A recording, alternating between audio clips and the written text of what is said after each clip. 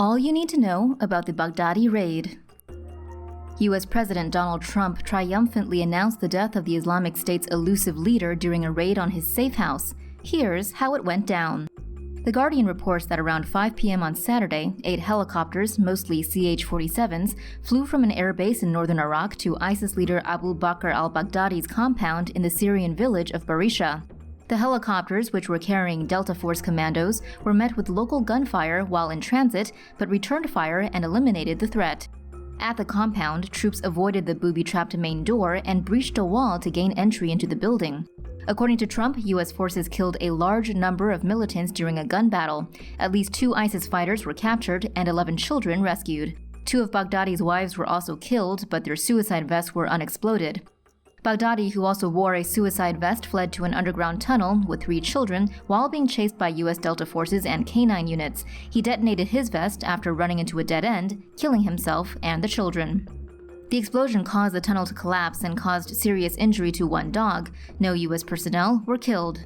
The BBC reports that while the blast mutilated Baghdadi's body, an on-site DNA test positively confirmed his identity. Trump said U.S. forces searched the compound for about 2 hours and found a trove of intelligence. The New York Times reports that recovered electronic records and documents may contain information on the terror group's organization, finances, and plans. The U.S. then bombed the entire compound afterward to make sure it was destroyed. Fox News reports that ISIS spokesman Abu Hassan al-Muhajir, a possible successor to al-Baghdadi, was killed in northern Syria 1 day after the raid. According to the New York Times, Muhajir was being smuggled in the back of an oil tanker truck when a U.S. air raid destroyed the vehicle. The Guardian reports that the Syrian Democratic Forces later claimed they play a key role in tracking Baghdadi to the Bashira compound and even taking a pair of underwear and a blood sample to confirm it was him.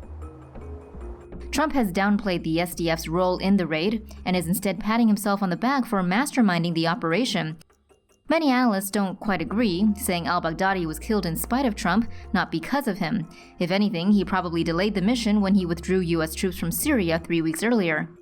Folks are also left questioning how much dramatic license he took in his account of the raid after it turned out the footage the dear old president would have seen was overhead surveillance shots and heat signatures. So that bit about al-Baghdadi spending his last moments in utter fear, in total panic and dread, guess he saw all that on the overhead surveillance cam.